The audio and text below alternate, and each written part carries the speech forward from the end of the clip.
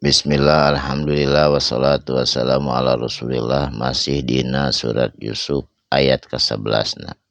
A'udzubillahi minasyaitonirrajim. Bismillahirrahmanirrahim.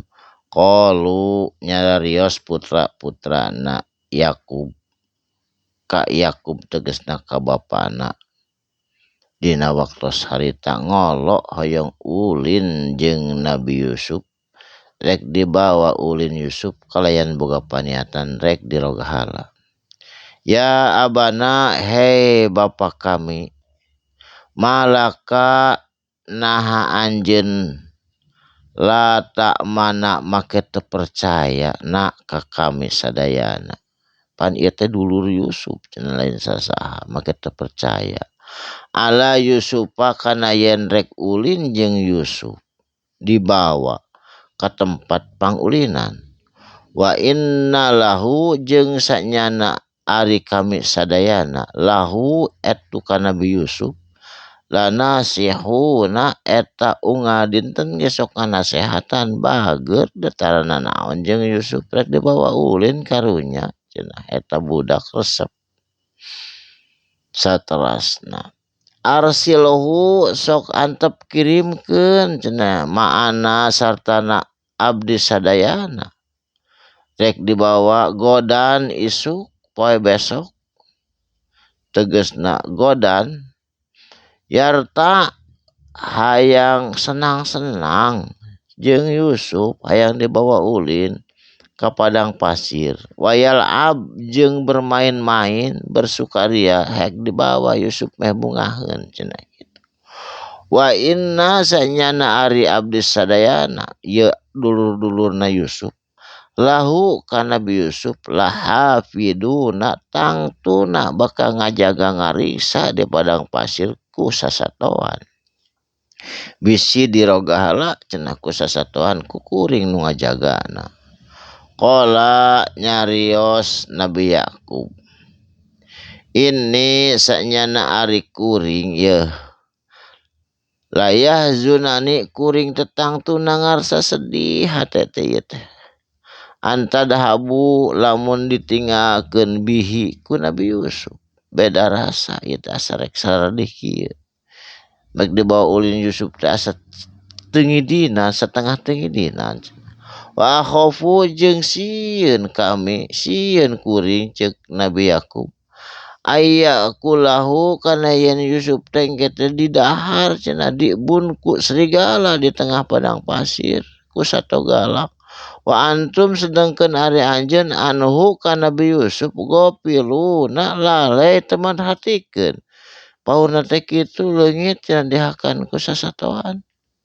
Qalu nya jarawab ieu bari ngadesek putra-putrana Nabi Yakub tegasna anu 10 urang ngadesek seolah-olah maksa hayang ngajak ulin Nabi Yusuf isuk cenah. Lain akalahu jeung sanyana akalahu mustahil didahar dibungkus serigala. Sabab naon make mustahil wa nahnu jeung ari kami teh ieu teh sadayana nu 10 teh usbatun kan jama-jama kuat make jeung serigala moal cenah kitu.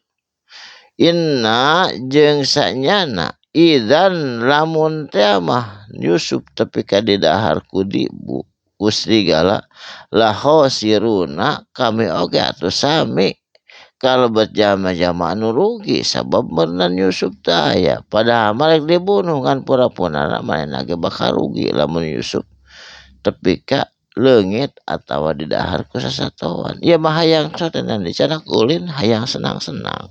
Saterasna ka dieu.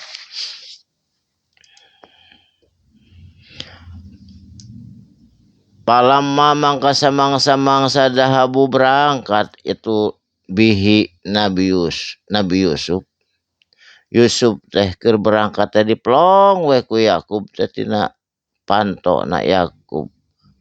Tina pantona melongkeun ka Nabi Yusuf wa ajma'u diiringkeun ku babarengan ku nu loba ku 10 urang dulur-dulurna nu beda inung. ayaj'alahu jeung yen rek dijadikeun hu itu Nabi Yusuf dijadikeun di mana fi goyabatin dina dasar naon jubbi sumur dialungkeun ku ieu dulur-dulurna goyabatil jubbi kana dasar sumur anu geus disiapkeun eta aya sumurna kanggo ngabunuh Nabi Yusuf. Wa auhayna tuluy ngawahyukeun kami saur Allah kana ilaihi kana Nabi Yusuf. Jadi dibere rasa teuneng ludeung teu sieun sanajan dina sumur poek. Dibere diwahyukeun ku Allah ku rasa teteg atanapi ku rasa teuneng ludeung dina jero sumur. Latunabbi annahum tangtuna engke anjeun bakal ngabewarakeun hum ka dulur-dulur anjeun anu nyelakakeun anjeun bi amrihim ku perkara atawa ku kisah ieu him ka jalma-jalma nyaeta kadulurna jeung ka urang bararea hada ku ieu hikayat. Wahum jeung itu dulurna Yusuf anu 10 layas uruna manehanana teu sadar kana yen Allah nyarengan Nabi Yusuf. Tah kitu hikayat Nabi Yusuf insyaallah diteraskeun deui anjing dina waktos anu sami. Barakallahu li wa lakum.